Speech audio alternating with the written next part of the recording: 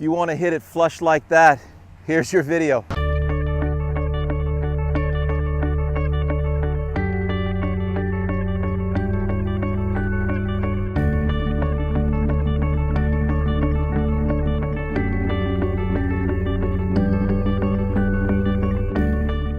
All right, guys, Shawn Clement here from the Richmond Hill Golf Learning Center, our location for wisdom in golf.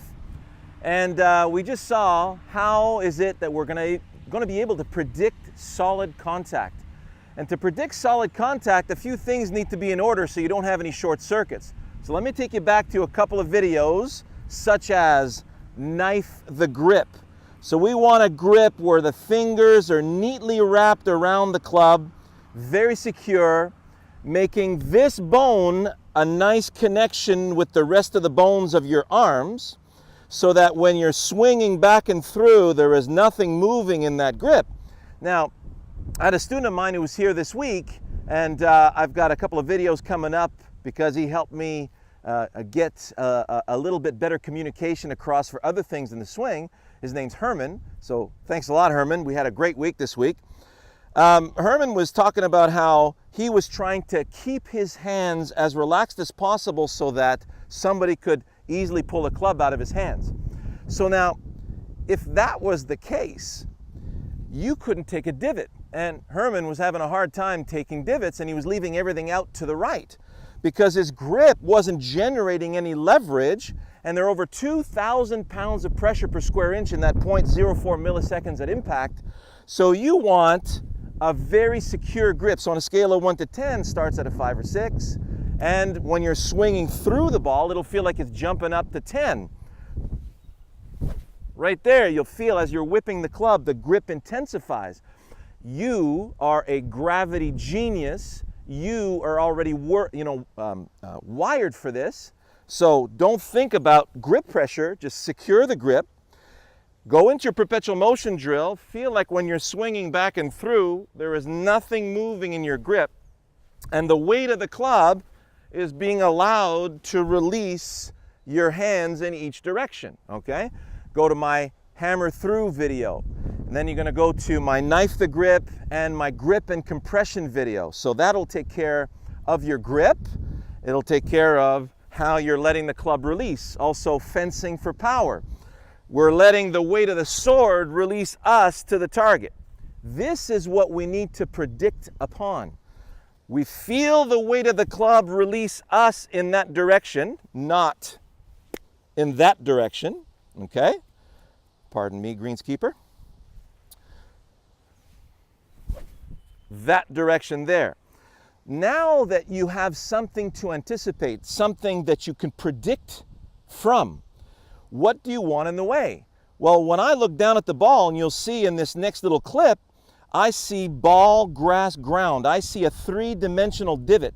So if I put my ball at the back of the divot here, and notice where my club is sitting down, there's a divot right there. I am throwing my club to the target, throwing to the target, throwing the sword to the target, throwing the sword to the target. Catch the ball. Catch the grass and cut it. Catch the ground, exit grass. So all that is in the way. Watch in slow motion here as I swing through, you'll see how the club stays very low past the ball along the ground. So you can see the club was brushing all the way past here along the ground. So if you don't have that visual, that address, if all you see is ball and flat ground, flush contact's not going to be coming your way very soon, okay? Or very often. So I need to feel that I got ball, grass, ground in the way. So from here, if I swing to my target, it feels like I'm going to completely whiff the ball. So let's go swing it to target. Feel the weight of the sword. Release the weight of the sword to the target. Yes, I did whiff the ball. Good prediction. Now, I'm going to lower myself a little bit more. So now it feels like if I swing to that target, it feels like I'm going to top it or scull it. Okay, so my target is that telephone pole in the distance. Feel the weight of my sword. Release the weight of the sword to the target. Wow, beautifully top shot. That was pretty cool. Notice I topped it right into the ground. So some of you may be very familiar with that right now. So after I show you this, you'll be able to do it on command, okay? So the next shot is the thin shots. You notice we've had a little bit of rain here lately. It's a beautiful summer day right now in Toronto. This is what our summers were made for. Nice, high 70s, low 80s. If I were to swing to that telephone pole again, this is width, this is top or skull, that's thin. Feels like I'm just brushing the grains of grass right now. So when I release over there to that telephone pole, it feels like I'm going to hit it thin.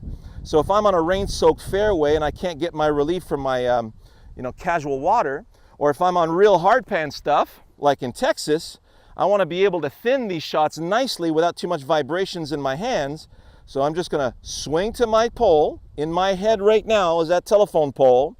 In my head right now, to match that up, is the feel of that release in the direction of the telephone pole.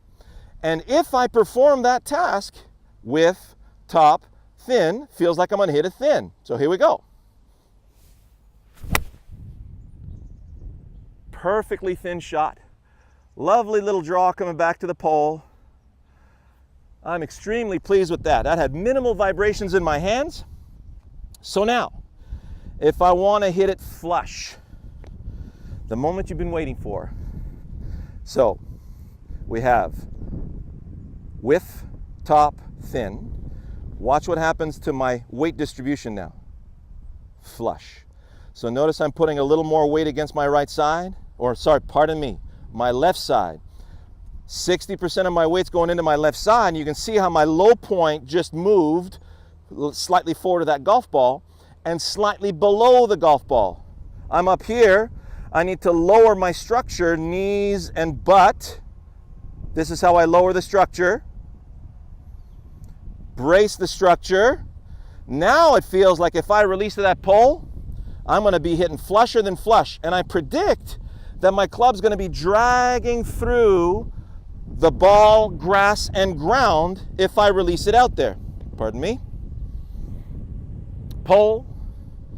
What's in the way? Ball, grass, ground. What's it going to feel like when I deliver my sword effortlessly and powerfully to that pole? All right, here we go.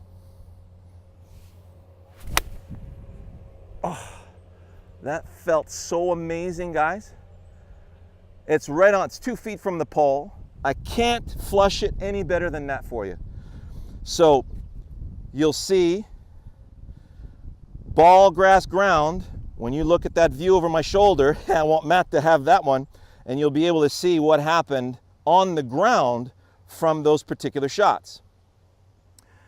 So now let's look at the next video. I'm going to show you how we're going to use certain exercises to get you ready to anticipate this elastic collision. So yeah, you're going to the target, but on the way to the target, something's going to slow you down a little bit. You got to be ready for that slowdown. So we'll see you soon.